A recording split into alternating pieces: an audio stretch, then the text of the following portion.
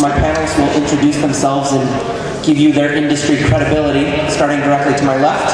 Wow, credibility. Okay, so hi, I'm Gordon Bellamy. I'm the Executive Director of the International Game Developers Association.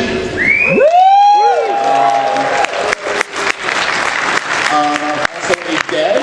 I was Creative Director at Z-Axis, which was Activision Foster City, and I designed Madden Football for a couple years. Wait, and I made a board game at Global Game Jam about mad cow disease.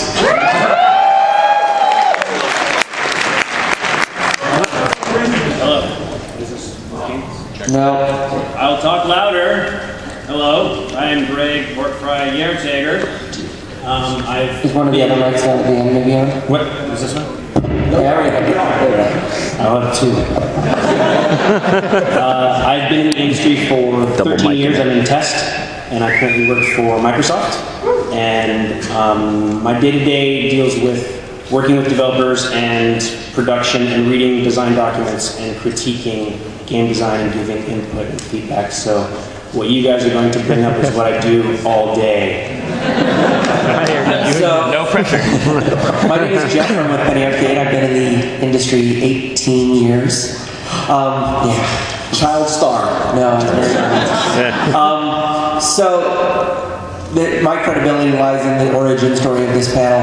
I knew Mike and Jerry before PAX, and I used to work for Nintendo listening to dev pitches. And every E3, I'd take these guys out to dinner, and they would ask, what did you do at E3? And I'd tell them I heard horrible pitches all day.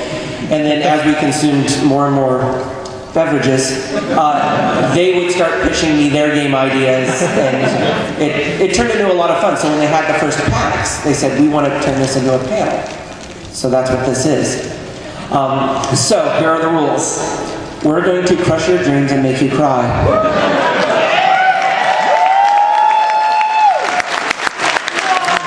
We are going to have no mercy.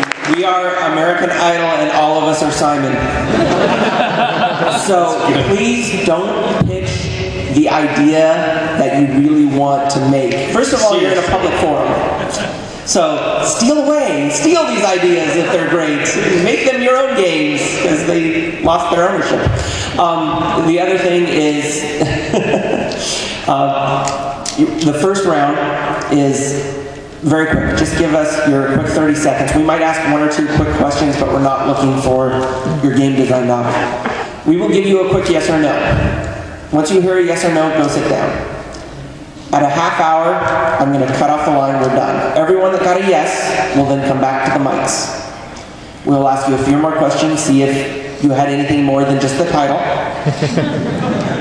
And then once we get through those, we will give you prizes for first, second, and third. So, everyone that wants to pitch a game, please approach one of the floor mics.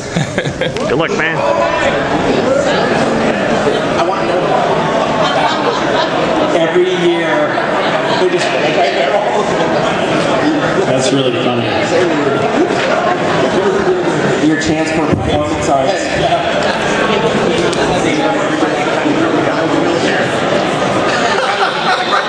No, Just right now. everyone, equal footing. Okay, I'm going to start to my right. Are the mics live on the floor? Yep. No. Yeah, go ahead. Oh, there we go. Okay. To go now? Yes, go. So my idea is an RTS with time travel elements. Basically, we have a war that would go on spanning multiple generations, and you have the ability to go back in time and sort of train resources. There'll only be a little bit of resources you can bring back via time travel. Likewise, technology, you have more technology in the future, but less resources available. But, So why would it matter if you're able to go back in time? Yeah. What indie game Akron? Someone beat you to it. wait, so really? Yeah. Oh, God. Congratulations. No. It is a time travel RTS where if you mess up, you have a limited time resource to go back and, oh shit, it blew me up. Okay, now I attack from the right angle, so yeah. You lose for unoriginality. Yeah. No. Over here. Yep. My game is a fast-paced casual strategy in space intended as an arcade download for consoles and tablets. RTS is generally defined by resource gathering and unit building, but this game takes a completely different approach. It's more like Command and Conquer meets Angry Birds in space. You pick your units before you go into combat, so there's no resource gathering or unit building. You just jump immediately into the combat, and units will be maneuvered in 2 dimensions. What's strategic about that? And how is it an RTS game if there's no resources? With the campaign, you choose your resources, your units as they go on. If they get damaged or destroyed, it takes longer for them to replenish. What is the name? Hope Rising. It's a real-time strategy with no actual strategy or resources, and it's turn-based. It's not You had No. Okay, so my idea is based on the concept of healing as opposed to destruction again. Okay. So it's an open world game, a la, I don't know, Skyrim or something like that, where you play a really sick mental patient, and your fantasies and your fears manifest as physical space, and the dynamic becomes that every time to progress higher up and get better or heal, you actually have to like hurt yourself in some way or compromise yourself. Cutting the game? No, listen, it's just so you can feel. Yeah. To face your fears, you can be hurt, but if you get too hurt, you can back up and like, I guess it's a close your eyes mechanic, so you can't see the things that scare you. Close your eyes and can't. Yeah. So it's a cutting game with no visuals? It changes. It becomes like a different type of world. You shift between realities and like insanity and stuff. It's like Cthulhu. Yeah, totally. I think you need to mock up the UI, because I am really confused. Just close your eyes. No. His game has been cut. Why do you have to get stronger as the game progresses? Why do you have to get stronger as the game progresses? My game would have a female character whose village is destroyed, and she finds herself injured and finds that she and a little boy who's either her brother or son are the only survivors. She has to get him across a mountain pass in order to survive and protect him. As the game goes on, she loses blood, she becomes more injured, and she has to become stealthier instead of more aggressive, until the very end when she meets up, possibly or not as the game progresses, with someone who can rescue her and or the little boy. Oh, that's interesting. Yeah, yes.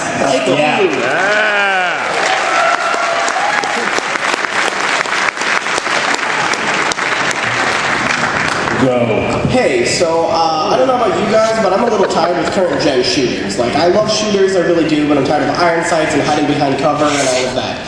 So my idea is a little different. I want a first-person shooter in the second person.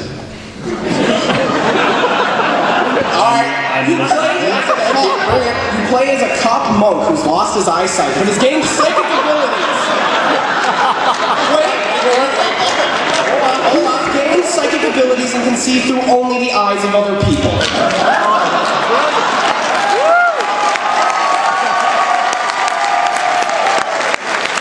Honestly, he had me at cop monk.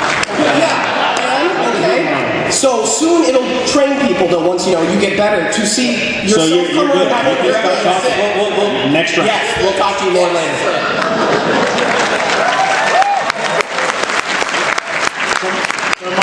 You play a normal guy that had a one-night stand when he was drunk. He wakes up the next morning, doesn't remember what happened. All of a sudden, the girl's gone, by the way. Everyone wants to kill him. The CIA, the FBI, the cops, the mafia, people on the street, his best friends. Everybody wants to kill him, and he doesn't know why. And this is the kicker.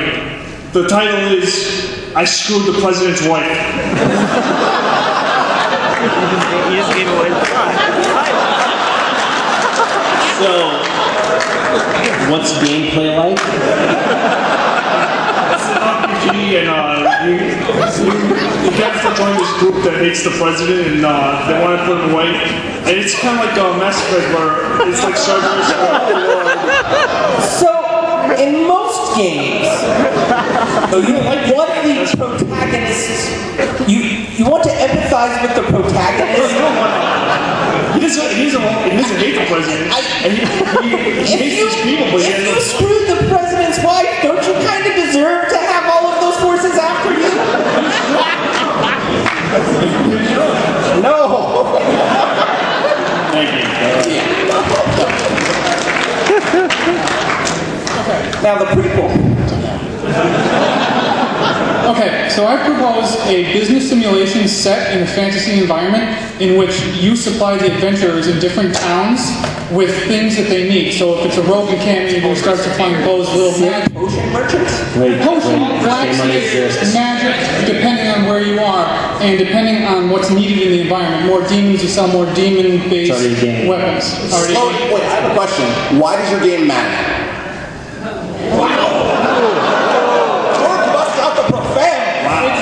It's a time sink more than anything. Wow. Wait, this is no, wait. This is a time sink.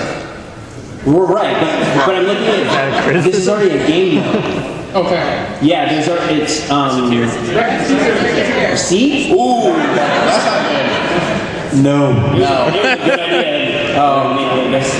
All right, we're done with the first round. No, you're not, Jeff. No, Jeff, I know I give you a hard time at this panel, but I think it's time for smartphone gaming to get serious, where we really use all of the attributes, the gyroscope, multi-touch, to speak to something that people need to be taken care of in their personal lives. This game is called Personal Exam, and there's the male version and the female version, where you're checking for lumps. And be careful where you tread. People will jump you. It's a good use of the technology to speak to something that's very important to young people who don't normally check. So you want to put your phone on your junk? No, you... I don't need a game. I already do this. I'm telling you, it would sell so much, Jeff. You sitting on a landmine here. I literally, right now, I am. No, but the crowd disagrees. Come on. Okay, so this is a game called Ghostometrist, and it is about successfully leading a team of optometrists and their clerks through their business of a haunted optometrist center.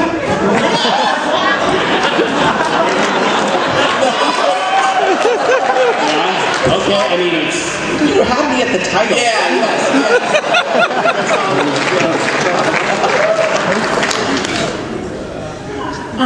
My idea is for a Kinect-enabled Xbox Live Arcade game that is completely silent, textless interface, and it's called Minecraft.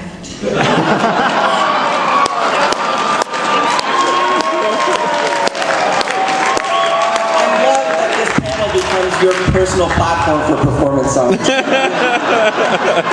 my favorite part. No. Wait, really? You want to play Minecraft? I want to see if you could actually get the guy out of the box. We're good. We're good. No? Stick with the no. Okay. Oh, I know. You guys want to be mine. So that's essentially what you're saying. More than one dream at a time. Good. Yeah. Go. I present to you a game that is based on a literal interpretation of the most popular piece of public domain IP. Thank you. This game progresses in different forms. So you start off with mini games, staring at Eve, go on to a platformer based on Moses. Yes, going on to a Moses-based platform, and eventually ending in a freestyle exploration of Jerusalem, where you find men wearing not cotton or gold, women who are sleeping with animals, or children who are disrespectful, and you take them off to the walls and stone them. While the game progresses also, there's text of what is actually happening from the Bible on the bottom, and this is a trilogy.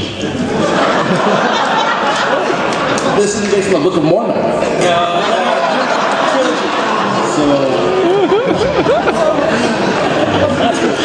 I'm not going to touch that at all.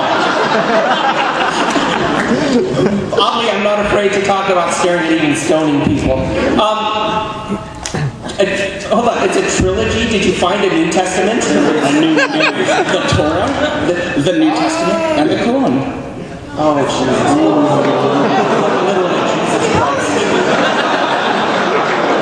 Like, is he your avatar?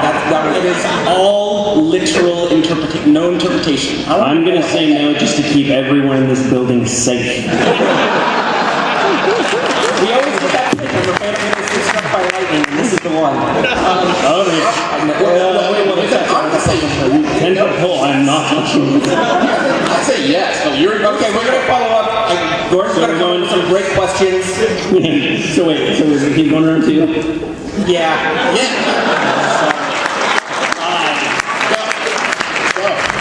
You are a man, you are a child born to a heroin-addicted mother who left on the doorstep of a circus. So you work as a tightrope walker using the rebalance board or connect, whatever works best. And you go through these performances, but sometimes you get hit flashes of heroin. You have to keep your balance. The name of the game is All Strung Out.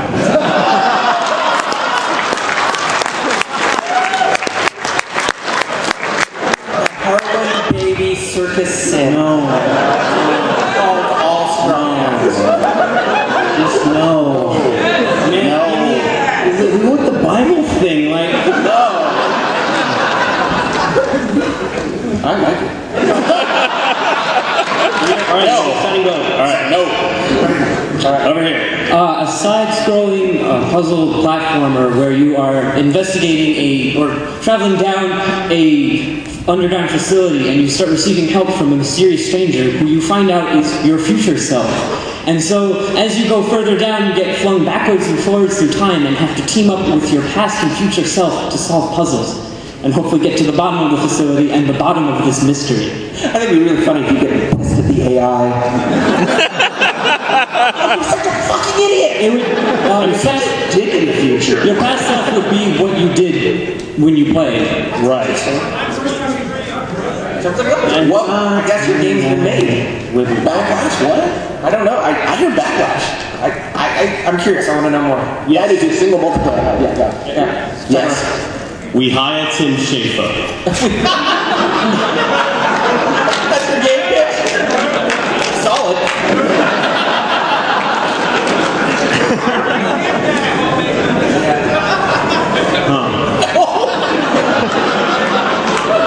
Thank you. That was good. We're waiting for that one. Yeah. It's more well thought out than most of these ideas. Wait, are we trying to get commercial games?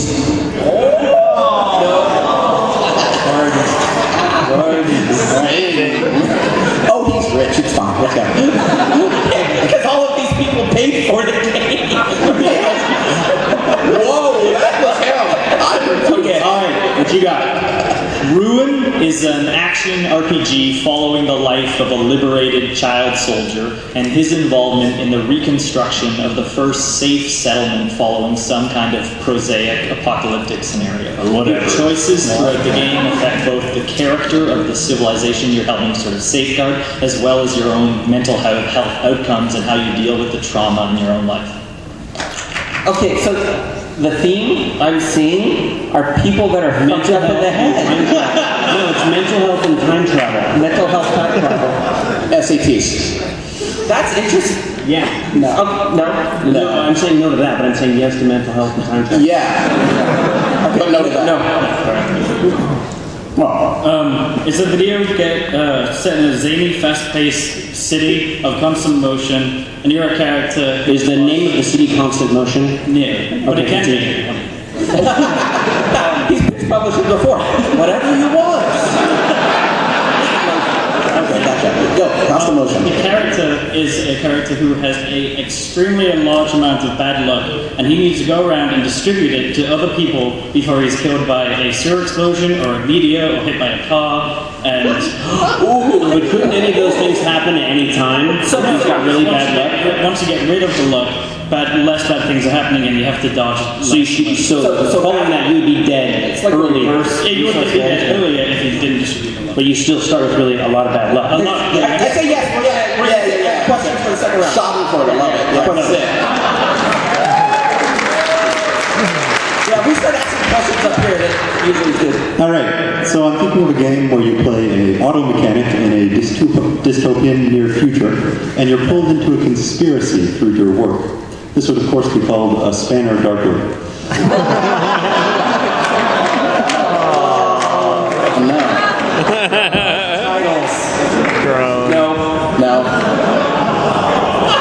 What do you got? All right, my game is a 2D action platformer along the veins of, say, Castlevania, but in this case it's a multiplayer class-based game, and you're trying to capture control points within a castle. And one of the best things about Castlevania is the exploration aspect. So every level would be procedurally generated. So you and your team have to find the control points and then capture and hold them. The game's called Castle Wrestling. Castle Wrestling. That's like Infinicastle. Hey, whatever totally you want. Enough to retitle it. Yeah. I like second round? Yeah, second round. Yeah, sure. Yeah. Thank you. That's it. This is it's a game app for preteens and teens to use on their cell phones while they're trick-or-treating on Halloween. Niche. Creepy. As they trick-or-treat, they have like a map quest type of UI where they press to each house and they upload what they got for candy, the type of candy, the size of the bars, the number of bars. Other kids who are in the neighborhood can then find out. Oh, it's Halloween Yelp.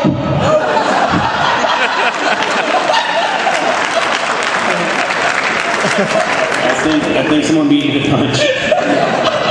More about I give this house 5 stars. 5 stickers. Set in the distant future, you and your research team head to Pluto, where you discover an alien race who are bent on 2 things: destruction of mankind and playing golf. You and your research team have to combat alien technology, sub-zero temperatures, and gravity wells in a golf game called Subpar.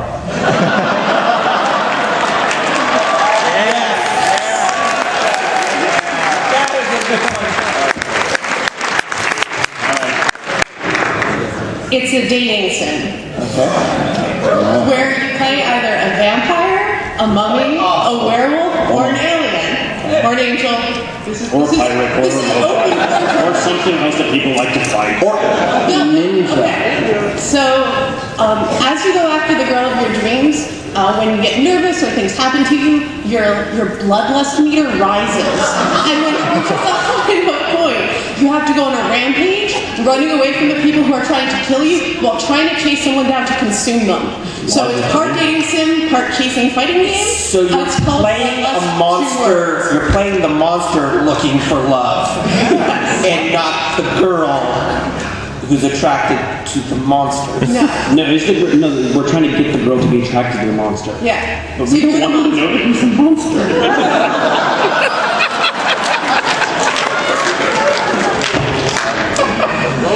It's like I have to re-woo my wife all over again.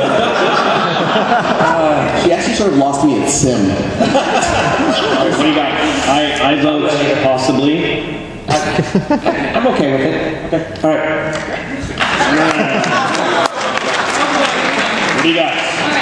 You are a young character with this condition called anterograde amnesia. Instead of forgetting what is before, you go a little while and then you will reset to a certain point. In order for the player to understand the kind of confusion, you're in sort of a sandbox town. The town will drastically change when you reset, but there will be a few things around that seem familiar. You'll do certain missions and We're on to the second round. I want to know more.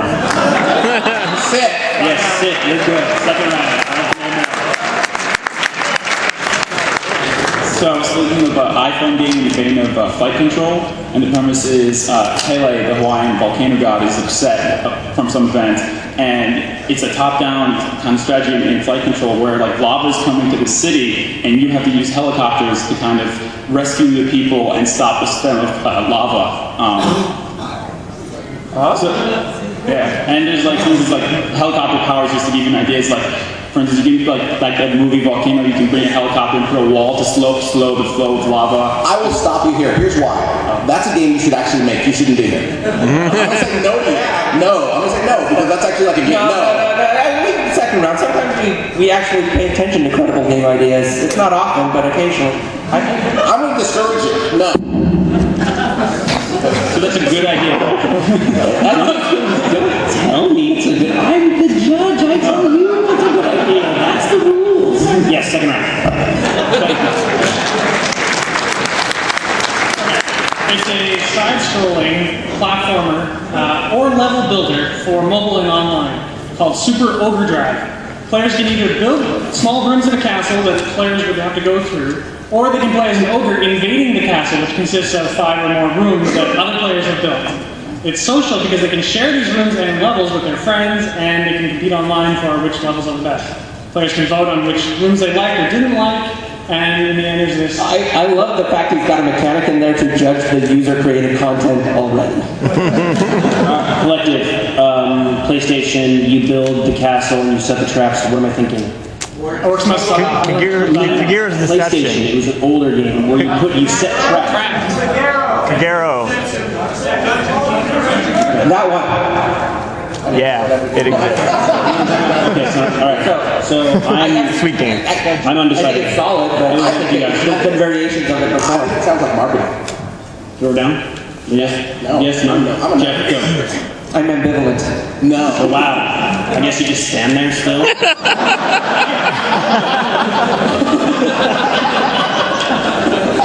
No. Go. No. I don't know if you guys are, do you want to hear about another vampire dating sim? I don't know if I want to slaughter her or marry her. I feel the market could use more vampire dating sims. I have another idea that I'm going to pitch, but so in our world, you have people who will go with the flow with society, people who just kind of mooch off of them, and then we have people who go against the flow of society, criminals. And so in this game, you play a criminal who's starting at a low level in like the mob, and it's your job to work your way up. And as you work your way up and the mob gets stronger, the economy in the game is affected by the mob's activities. And this is an online game, it's multiplayer, where everyone can kind of compete to work their way up. The browser-based Godfather game already does that. I don't think there's ever been a Mafia game on the internet that anyone can play like that. This is groundbreaking. So about your vampire dating sim? No. It's lovesucks.com. Hi.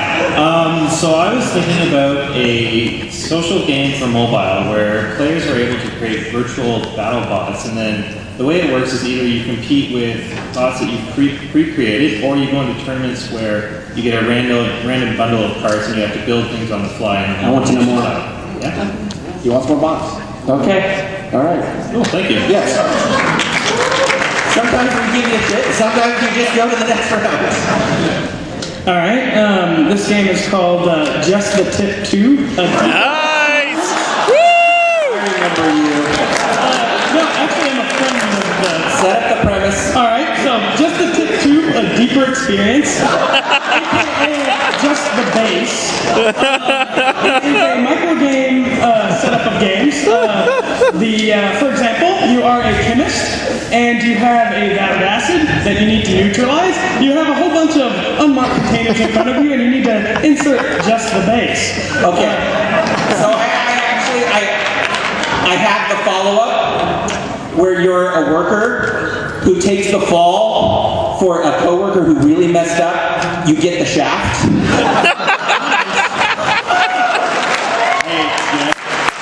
You go on round two.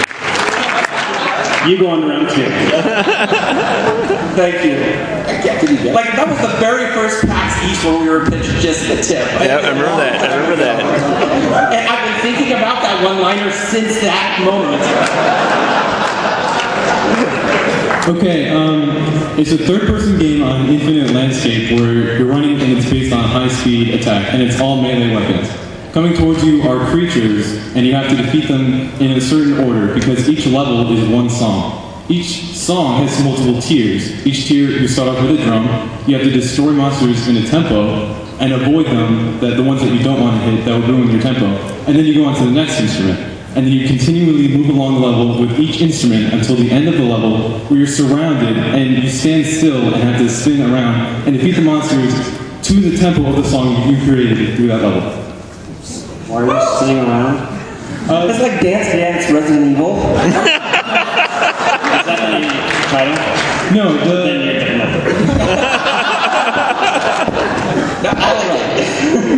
Yeah, second round. So my idea Second round. Yes. Get to go. an adventure game where you're playing a thrill-seeking family man who one day jumps off of a plane, his parachute malfunctions, and he falls to what would be his death, except that he's fine. So when he goes home, he finds that his children are in bed, but his wife is dead. It looks as if she had just fallen off of a plane. And that's all I'll say. Whoa! Whoa!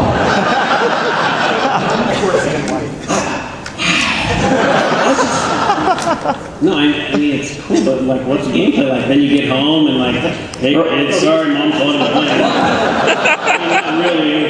He becomes more and more accident prone as the game goes on. And the story is, it'd be a shortish game, but with multiple scenarios. So it'd be very tragic. No.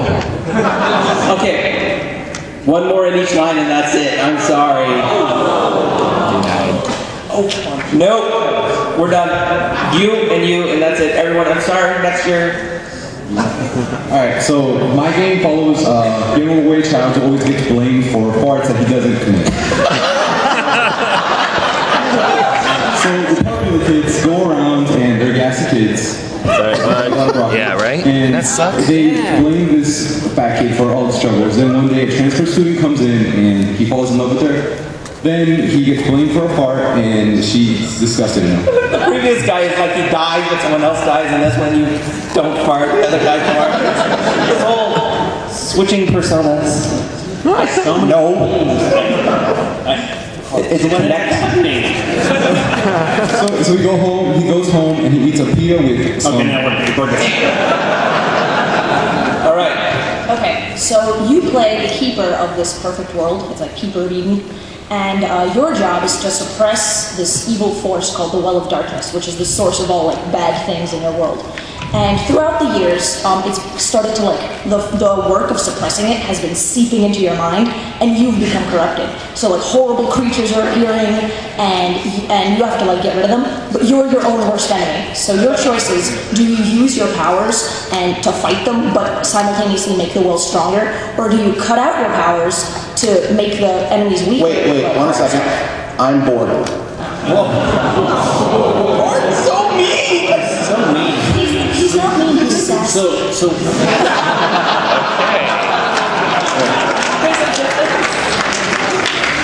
if you're getting corrupted by the well, why would you be fighting yourselves? Well, I mean, the point is you're the keeper of this. You have to protect it. And Right, but now you're like, the well was really bad, but that's pretty cool. No. All right. Thank you. All right. So everyone who got a yes, get back in round 2. If you're not a round 2 person, we'll know. Thank you to all the people. This is their chance to impress us. We're going to pick the top 3 of this group. So we aren't going to tell them now. No. All right. Notes. All right. So refresh on what your game is, and we might not have follow-up questions, but if we do. How many of them told?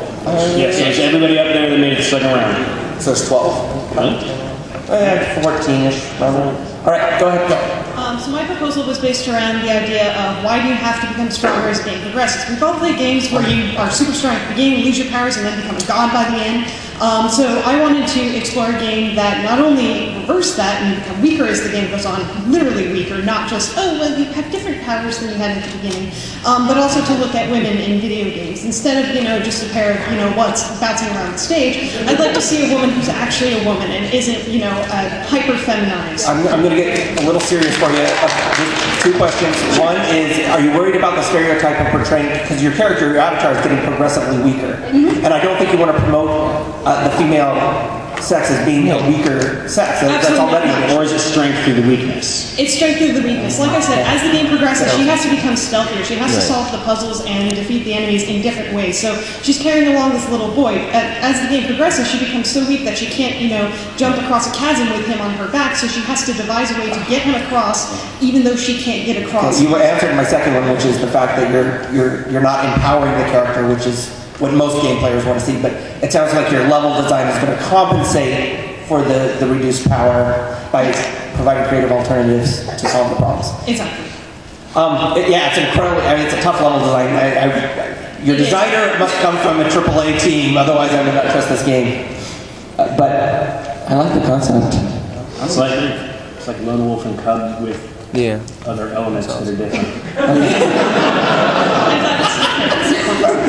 Okay. No. I think we're good. Yep. Thank you. Alright, so my game was Ghostometry. Yeah. So anyways, you are a team of optometrists who have recently moved into a new office space that is haunted. And you have to go about your day-to-day business of filling prescriptions and doing eye exams, but trying to keep the ghosts from affecting your customer return rate, essentially. It sort of involve mini games, like when you come in, maybe the furniture is moved around by an inch, and you have to push it all back. And then also, like, there's a mini game where you have to do the better or worse, and a time limit. And if you don't do it in a time limit, the ghost pops up. So hold on. You're playing as the optometrist counteracting the ghost. You're not playing as the ghost who's haunting the office. Yeah, at first, but later on. Is that the DLC? Well, I'd say the second act is that it turns out the ghost is there for a reason, and it's because he is. The ghost is your future self. Nothing quite so hammy. He's just a ghost optometrist. So anyways, and then there it can turn into a story of maybe there's some customers who prefer to have their optometrist be a ghost. So really, it's that whole kind of. The only time I really miss the fact that Chris Rob's not on this panel because he is terrified of ghosts. I know. A lot of mini game design, but okay, I got you. All right. Yep. Thank you. Yes. My game is the fighting game based on music and creating the song. Oh yeah. So are you using peripherals? What do you mean by that? Like drums? Well, obviously, yeah. I don't know, dude. That's amazing. I said that exactly last time. Each level. I can just say no right now. It's really easy. Here, buddy. I don't know if it's you're just flailing around or something. No, they'll start at a slow trickle, and then you have to create a tempo, and then with that, then you move to each instrument, and each level is a different style of song. So right. So I'm saying, are we using the whole Rock Band kit? No, it would be a controller because it's still a fighting game. It's not a normal. So you're using a normal controller. You're not using emotion based. Not a drum. It's like Vicious because it's. Come on. Yeah. Okay. With monsters. Mm-hmm. Okay. With bye-bye. Yeah. Alright. You good? I think we're good. Yeah. It's like a bit trippy, but for fighting instead of. So I had the game that was a first-person shooter that was in second person. Yes. And I got up here and I thought you guys would be like, no, that was funny, but sit the hell down. So the last minute and a half or half hour, whatever it was, I've been coming up with game design and how it works.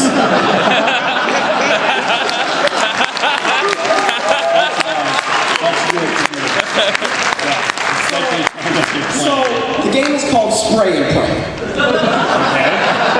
You meditate in corners during stealth session as you move through dungeons, or imagine Deus Ex, how you move through and you need to take out guards to get to point A to point B as a cop.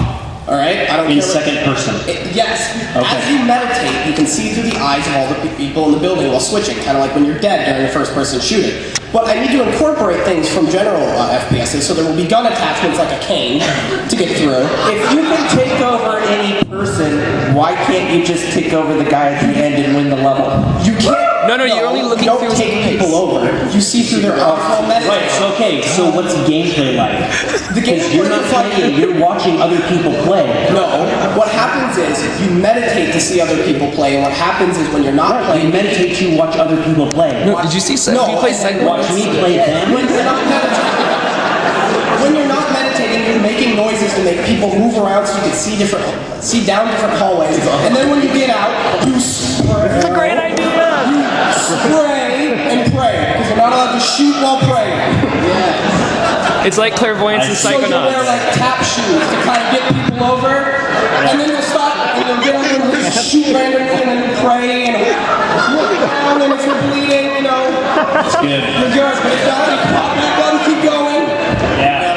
The writer is going to have a hell of a time knowing which point of view to use for the text. He saw. Thank you. Mine was the memory one. The main character's memory resets every time, so the town becomes different. So what makes the memory change? Oh, he has something called anterograde amnesia. Is it an event that happens? Is it every 15 minutes? It's every few in-game days. Okay. It's kind of like a certain pattern. So as your memory resets for the player to understand the kind of confusion, the town will change drastically, everything will look different. But the NPCs will be the same, so there's maybe an NPC that like hates you, and they'll completely change so you won't recognize them, but they will still hate you. Right. So you have to complete certain missions around town, yes? I'm confused beyond I get it, I understand the concept, but in terms of gameplay, And Groundhog's Day. Yes. Okay. Thank you. And 50 first dates. No, Dana Carvey, Clean Slate. I know the game. Or the movie. Alright, okay, interesting. I'm good. Questions? I have more questions. Okay. We're good? Going? No. What? You said Bible. It's more of an educational base, sort of like how Assassin's Creed provides you this. A literal Bible game that's edutainment? On the level of Assassin's Creed, where it provides you a lot of historical context depending on what you're doing. And the game artistically evolves from mini-games to platform to kind of like a god sim to a freestyle running through Jerusalem. First of all, no edutainment title in the world would have that budget. You know, I thought it would be a faith-person shooter. I could get extra funding from other places.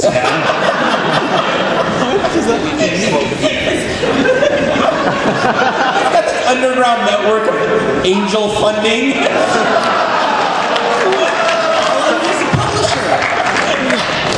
No! You're not even going to be in consideration for one of the 3 I can say that he's my off-take. Seriously, you want to play the Bible game? Okay, mine was the 2D action platformer that was team-based, class-based, and control point-based. So every round, you're in a procedurally generated castle, your team is various classes, and you have to beat the other team to finding control points, capturing, and holding them. Is there... There's nothing unique about this title that captures my imagination. Let's give him a shot. So is it local or is it all like... It would be online multiplayer. Only. I have a question. What is the most fun thing to do in your game? Okay, well, it's... Turn it on. That was mean, I apologize, I'm sorry. That was uncalled for. Well, the basic strategy... No. So, what is the most fun thing to do in your game? You're at a real publisher meeting now. Okay, no, that's fine. I would say exploration. When I'm playing a Castlevania game, I don't know what's waiting for me at the next... Okay, thank you. That's good. That's okay, fair. thank you. Everything you just said. Keep going. Mine's Bloodlust with a capital L. Right. I've done a lot of refining in the past few minutes. Wait, the designs changed in the past few days? Not majorly, a little bit. Okay, cool. Let's hear about it. It's the one where you play a vampire, a werewolf, or a demon. Those are your 3 options. And you're going out, you're a high school student, you're going after the girl you're in love with. You find out about her through puzzles and adventure, you're wandering around and exploring, and you get all your little puzzles. And the more you interact with her, and the more you fail, your bloodlust meter goes up until it reaches its critical point where you will kill her. However, is that the win scenario? It's bullying suffering. Yeah, raping simulator. It's bullying before that happens, though, you can bring your bloodlust meter down. I was like, I was hearing this and I was like, going out and chasing down someone and killing them. Because she'll be really impressed by your murderous tendencies. Oh, you seriously killed that guy so well. girls lisp like that. That's how girls sound. But I love him anyway. I can change him.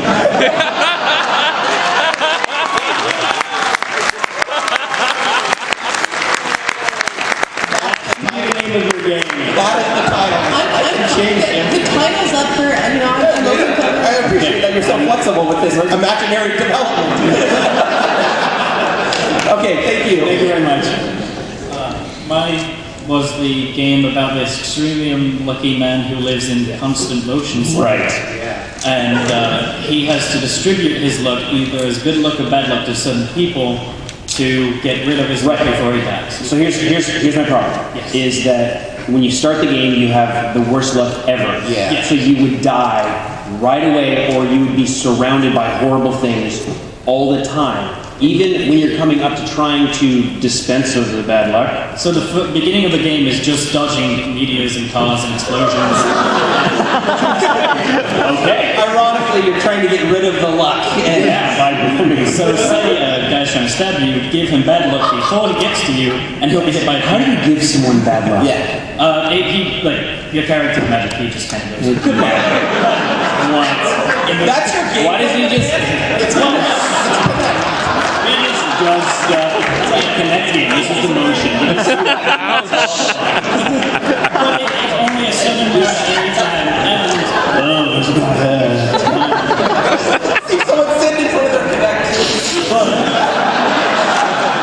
You look at the star and it's like you give him the money. So yeah, you like... You press each button, okay? It's good. Well, they just like multiplayer. How fun that is. I'm good, thank you. Yeah. Okay. Wait, what's it called? Lucky number no. Lucky number What? Lucky number no. Okay. Lucky number no. Okay. Mine was the flight control one with like volcano mechanics and like Right. So the helicopters are going to stop the volcano. Well, no, they won't stop it. It just stems it. So like one thing, like I don't know if you ever like. Are you also evacuating the town, or are you okay? So That's it's a the key. combination. You're Choplifter. Okay. Okay. Choplifter. Yeah. No, but at the same time, I get it. I would play this game. I'm not saying that's bad. I'm making the relation. Yeah, you're evacuating, but on top of it, you're also managing resources to stop the flow. So you're doing both delaying tactics and extraction. Volcano control. From dust. From dust plus choplifter. I don't know. I need it. Someone just said from dust plus choplifter. Oh. See, that's an wild card. All right. You're using a touch interface. That's right. Smart. All right. Okay. Thank you. Thanks. Mine was the golfing game based on Pluto. Yes. Okay. So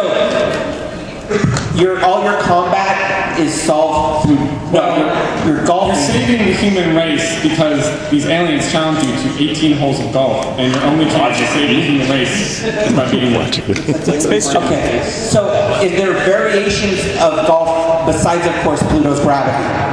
Well, yeah, there's gravity wells. Also, there's alien technology. You have to deal with different kinds of clubs and different kinds of balls. And sub-zero temperatures, maybe some, giant alien monsters. Who knows? Just a wild. So, like, if you go through, 18 holes, is that how many? Yeah. So you do that the one time, and we win.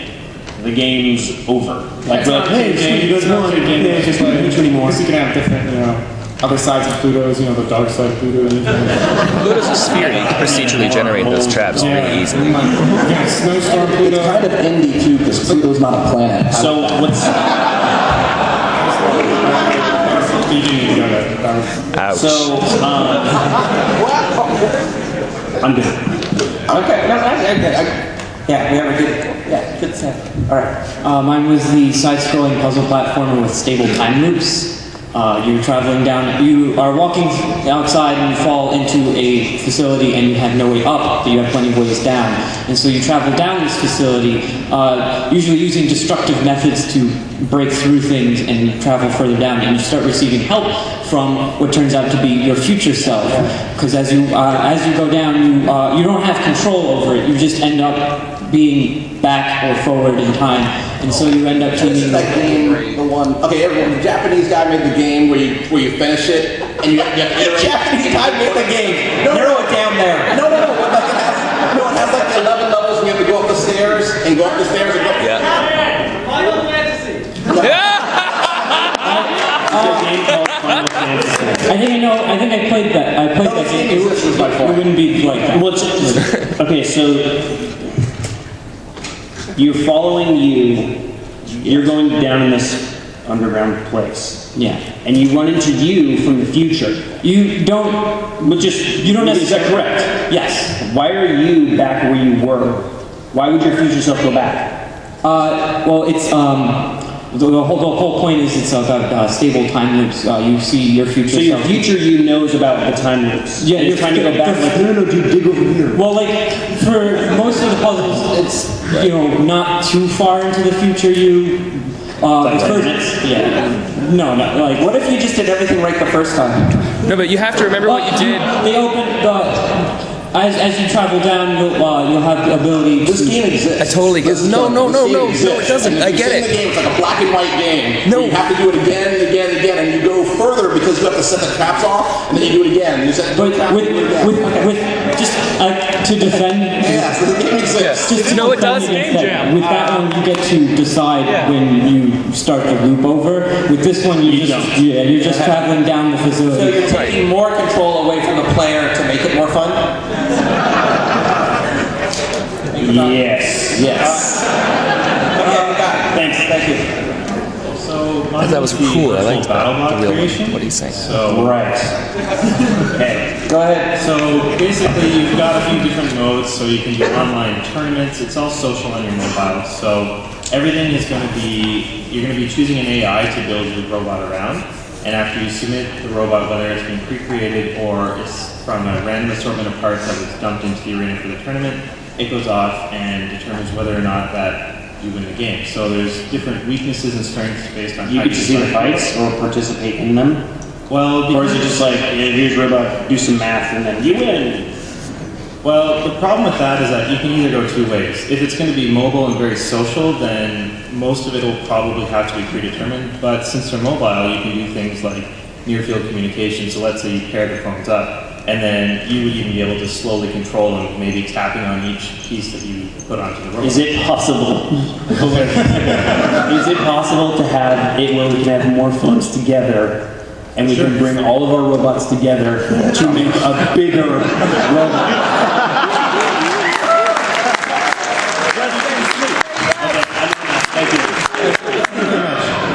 Decepticons unite! More Devastator! I watched a lot of Generation 1 when I was with my 4-year-olds. Ultra Mega. Talks amongst yourselves. We are going to figure out first, second, and third. Go ahead. I want to go.